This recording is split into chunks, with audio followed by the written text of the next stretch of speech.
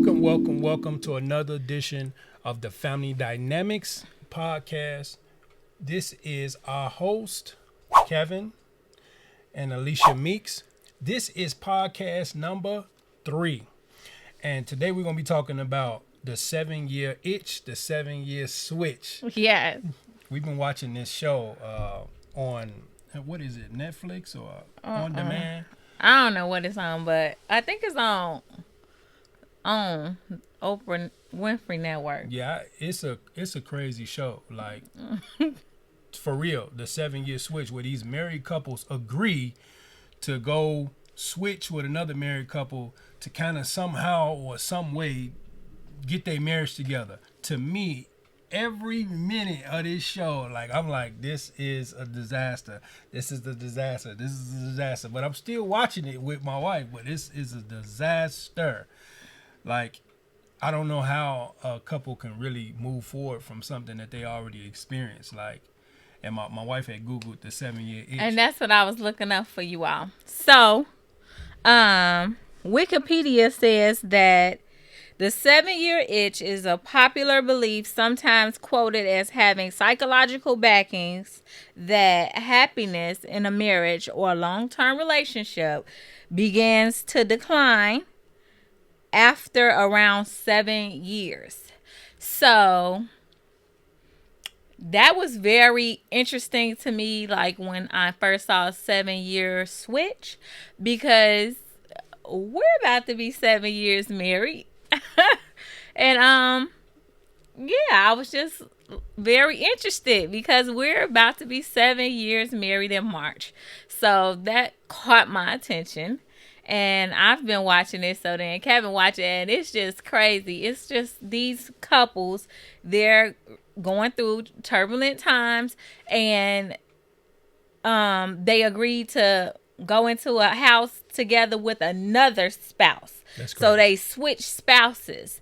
So couple A and couple B, the wife from couple A goes with the husband from couple B. Never. And vice versa. It's not happening. And so it's just crazy. And I mean, I don't know. Sometimes you can be in a situation like that. The whole premise behind it is that they're trying to Ruin the marriage. demyth the fact that people think the grass is greener on the other side. So they're trying to, dispel that myth that, it's the grass greener on the other side. Because truthfully, like, from what we've been seeing thus far, these people like certain aspects of their spouse. Yeah. And they harp on the things that they dislike, but they really like it. Like, it was this one couple, this man, he's used to his wife picking up after him, making breakfast effortlessly without asking. And so this wife he was switched with, she did not get up and make breakfast that day, and he was just looking like. And then when he dropped something out the refrigerator, she just sat there, and he was like, "Oh, so this what you do at home? You had your husband just doing all the work?" And she was like, "I'm not cleaning up after you. That would mean like you a child. I'm not cleaning up after you." He was like, "Oh, my wife would have cleaned up." So he liked that his wife would have cleaned up. He liked that his wife cooked. But then the little things about her is the thing. So basically, for some couples, it did make it. Didn't it? It made it seem like they appreciated their spouse more once they went back to them. Or the appreciation was that dude was doing stuff to my wife that she actually liked. So let me actually be on my P's and Q's. So it seemed like to me like he was overly doing it. Maybe he got an epiphany, or maybe he felt like, man, I should do better. But it was off of scarcity to me and to what I feel. But it worked. But I'm just saying. It works because that husband saw that somebody else wanted it. Somebody else would gladly take what he disliked. So, because the husband from the other couple, he really was digging this lady, and her husband didn't appreciate her. So the husband from the other marriage, he was just, oh, she's beautiful, and he So was doing disrespectful. everything for her, bringing flowers, all type of stuff, like really treating her good, which she was not used to with her husband because he was always too busy. So it was really good to me. I mean, I'm interested. I just want to see like how it ends and stuff, but I mean, it's a little slow to start, but Badly. I think it's gonna end. But I was telling my wife when we was watching the show, most of the conversations that they having with the other married person, husband or wife, their conversations about they spouse that they switch well, with. that's what they there for. Yeah, but yo, like it's like y'all commonality is that you married and I'm married. Yeah. So would they even mesh outside of Well, the experts they put them experts. together. Yeah. And I'm so questioning their expertise. the experts is they messy though. Yeah, they messy. They put them in a house with one bedroom. Like they want it to be messy. Like they want to see, are they gonna make a decision to sleep in the same bed, or is one gonna sleep on the couch? Like they set it up for failure. And these people marriage. I'm just really shocked that they on season 3. But one thing that I think that the show does have is that to see that your spouse would just jump left after 2 weeks or within 2 weeks of having it. So that's crazy. I just wouldn't test your spouse in that way. I just never would do it because it's no way in the world I'm gonna be agreeable to. Oh yeah, honey, just go be with this lady in the house for 2 for 2 weeks. Yeah, no, I'm not going. That's no, crazy. I couldn't handle that. I'm so sorry. I think it's other alternative ways to fix your marriage than actually trying out a whole nother situation to see that if yours is better or not. Because then what happens if you get into a tiff or argument or a situation and now you thinking about like, oh, I wonder what is Karen, Jack, Jason, G, or what are they doing? You know what I'm saying? Like, no. But anyway, I just feel like it's a false It is thing because you just met that person. Surely it seems like absolutely a great situation, but live with that person. Yeah. Live with that person. Yeah. And those are the type of things that, so the whole point, we're talking about the 7-year itch, and is it true? After 7 years, from what I was reading and from what I've experienced, over those 7 years, you learn a lot about your spouse. I don't know why they necessarily pick 7, because you learn a lot about your spouse, you know, at 5 years, at 4 years, at 3. But basically, the 7-year itch is that on the way to 7 years, they lost the honeymoon period. On the way to 7 years, they lost their intimacy. On the way to 7 years, they lost, you know, their communication and things like that. And so that's what causes the 7-year itch. So personally, you just have to be intentional. Yeah. You definitely have to be intentional. You don't put a third party in it to test to see if this is what you want to do. I don't agree with that. But let us know down in the comments. Let us know. Email us, send us a message and say, hey, we've done that, or if you've done that, or you willing to do that to trade places with another married couple, which I don't have to agree. There was some situations where it did work out for a couple or two. I'm not saying it'll work out for the masses, but it did work out. What, that 7-year switch? Yeah, the 7-year switch. But when it comes to the 7-year itch, have you dealt with this getting over the hump? Because it seemed like everybody got a different view. You know, some people say it's the 5, some people say it's the 10. Now it's the 7. Like, what do you think? We think we had the 7-year itch?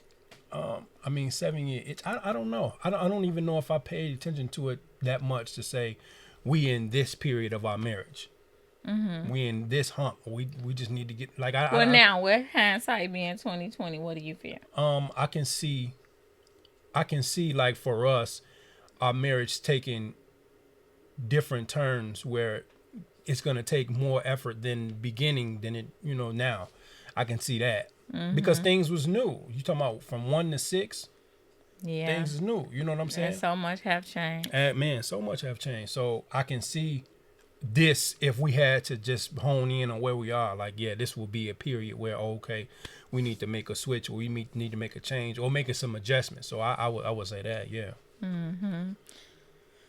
So, just so you all get something out of joining us on our podcast, a few tips regarding the 7-year itch to try to help you get through it is get real. Talk to your spouse. Talk to each other and be honest. Write down what you like and what you dislike, and just write it down and deal with it.